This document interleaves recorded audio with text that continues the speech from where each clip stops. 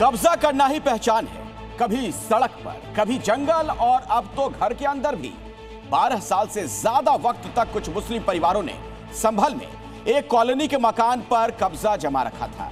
प्रशासन ने नोटिस पर नोटिस थमाया कि मकानों को खाली कर दिया जाए, लेकिन मुस्लिम समुदाय के परिवारों पर इसका कोई असर नहीं हुआ। अब प्रशासन ने एक्शन लिया है। भारी पुलिस बल के साथ जब प्रशासनिक अधिकारी मौके पर पहुंचे, रोना पीटना मच गया। हम कहां जाएंगे?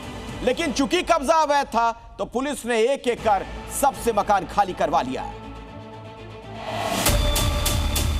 बर्तन,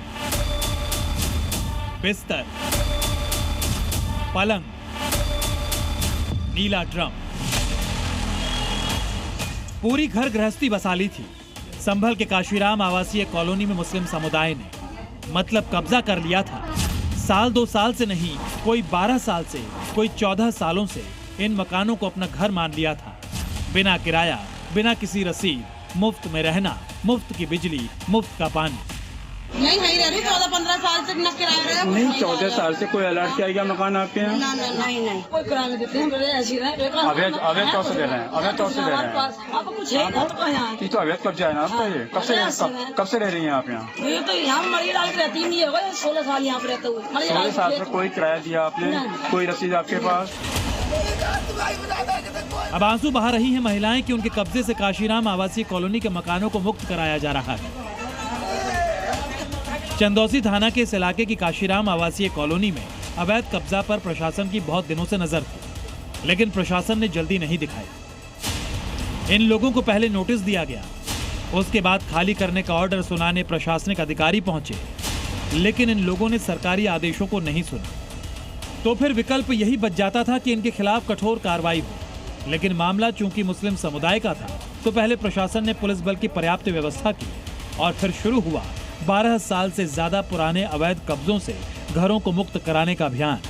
यहाँ पर आरएएफ के जवान और पुलिसकर्मी, पुलिस फोर्स, प्रशासन के अधिकारी मौके पर पहुंचे हुए हैं। ये सवाल बहुत लाजमी है कि अवैध कब्जे के केस में ज्यादातर मुस्लिम समुदाय के कब्जों की ही रिपोर्ट क्यों आती है। खासकर संभल में जब भी भारी पुलिस बल दिखा, बुलडोजर एक्शन हुआ, 99% केस मुस्लिम समुदाय से जुड़े दिखे।